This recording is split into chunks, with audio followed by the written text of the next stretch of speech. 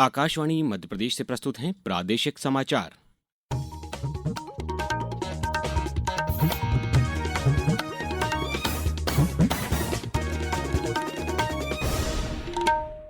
नमस्कार, समाचारों के साथ मैं अभिषेक कटियार। मुख्यमंत्री डॉक्टर मोहन यादव ने आज नई दिल्ली में प्रधानमंत्री नरेंद्र मोदी से मुलाकात की। मुख्यमंत्री डॉक्टर यादव ने कहा कि उन्होंने प्रधानमंत्री श्री मोदी से भेंट कर भविष्य के लिए मार्गदर्शन प्राप्त किया है। मुख्यमंत्री ने प्रधानमंत्री को विरासत से विकास की राह और सुशासन के 18 महीने पुस्तिका भेंट की है। मुख्यमंत्री ने केंद्रीय गृह मंत्री अमित शाह और शिक्षा मंत्री धर्मेंद्र प्रधान से भी मुलाकात की। मुख्यमंत्री ने कहा कि राज्य के विकास के लिए भारत सरकार के मंत्री अलग अलग प्रकार से प्रोत्साहन देते हैं। इसी संदर्भ में वे आज दिल्ली में विभिन्न मंत्रियों से मुलाकात कर रहे हैं। हमारे भारत सरकार के मंत्री जब मध्य प्रदेश के सभी कामों को अलग अलग प्रकार से हमको प्रोत्साहन भी देते हैं और उनकी मदद से हम सरकार में अच्छे काम भी करते हैं, तो स्वाभाविक रूप से तो उसके लिए हमको तालमेल भी रखना पड़ता है। उसी सिलसिले में आज मैं आया हूँ। मुख्यमंत्री डॉक्टर मोहन यादव आज नई दिल्ली स्थित भारत मंडपम में बीएसएल ग्लोबल आउटरीच समिट 2025 में शामिल होंगे। ये टेक्सटाइल और अपैरल उद्योगों का महत्वपूर्ण 2 दिवसीय वैश्विक आयोजन है। भारतीय और अंतर्राष्ट्रीय बाजारों के बीच समन्वय स्थापित करने के उद्देश्य से आयोजित इस समिट में वैश्विक उद्योग जगत के निवेशक शामिल होंगे।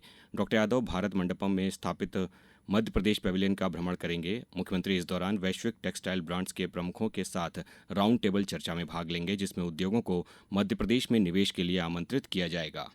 मुंबई की राष्ट्रीय जांच एजेंसी की एक विशेष अदालत ने आज 2008 के मालेगांव विस्फोट मामले में भोपाल की पूर्व सांसद प्रज्ञा ठाकुर और लेफ्टिनेंट कर्नल प्रसाद पुरोहित सहित सभी आरोपियों को बरी कर दिया।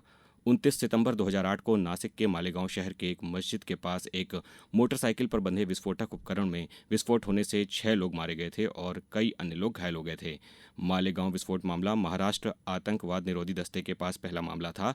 वर्ष 2011 में राष्ट्रीय जांच एजेंसी ने इस मामले को अपने हाथ में ले लिया।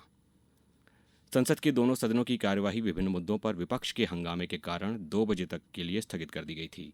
पहले स्थगन के बाद दोपहर 12 बजे राज्यसभा की कार्यवाही शुरू होने पर विपक्षी सदस्यों ने बिहार में मतदाता सूची के विशेष गहन पुनरीक्षण कार्यक्रम पर चर्चा की मांग को लेकर फिर नारेबाजी शुरू कर दी। इसके बाद लोकसभा की कार्यवाही भी विभिन्न मुद्दों पर विपक्ष के हंगामे के कारण 2 बजे तक के लिए स्थगित कर दी गई थी।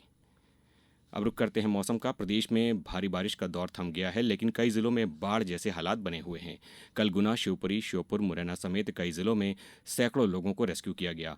नर्मदा समेत अन्य नदियां उफान पर रहीं, इससे रास्ते भी बंद हो गए। मौसम विभाग के मुताबिक आज 12 जिलों में भारी बारिश का अलर्ट है।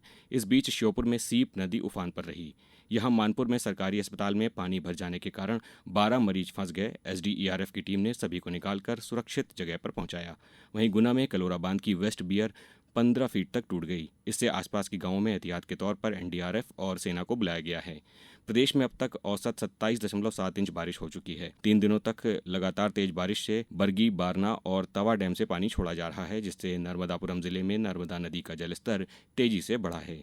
शिवपुरी जिले में मूसलाधार बारिश के बाद सिंध नदी में आए उफान के कारण कोलारस, बदरवास, रन्नौद आदि क्षेत्रों के ग्रामों में भारी नुकसान हुआ है। यहां पर कल 300 से अधिक लोगों का रेस्क्यू किया गया। अब कुछ समाचार संक्षेप में। पन्ना जिले की उपजेल पवई में कल एक पेड़ मां के नाम कार्यक्रम के तहत पौधरोपण किया गया, जिसमें वन विभाग और जेल विभाग के अधिकारी और कर्मचारियों ने भाग लिया। आज तुलसी जयंती के अवसर पर प्रदेश में कार्यक्रमों के आयोजन किए जा रहे हैं। भोपाल के मानस भवन में जारी तुलसी जयंती समारोह का समापन कल होगा। जबलपुर हाईकोर्ट में 5 नवनियुक्त न्यायाधीशों और 1 अतिरिक्त न्यायाधीश को चीफ जस्टिस संजीव सचदेवा ने शपथ दिलाई। बैतूल जिले के वीर सावरकर तरणताल में कल स्कूली छात्र छात्राओं की जिला स्तरीय तैराकी प्रतियोगिता आयोजित की गई। और आगरमालवा जिले के शासकीय अस्पतालों के लिए निःशुल्क शव वाहन सेवा का कल शुभारंभ हुआ। इस बुलेटिन में बस इतना ही। अगला बुलेटिन शाम 7:10 पर। नमस्कार।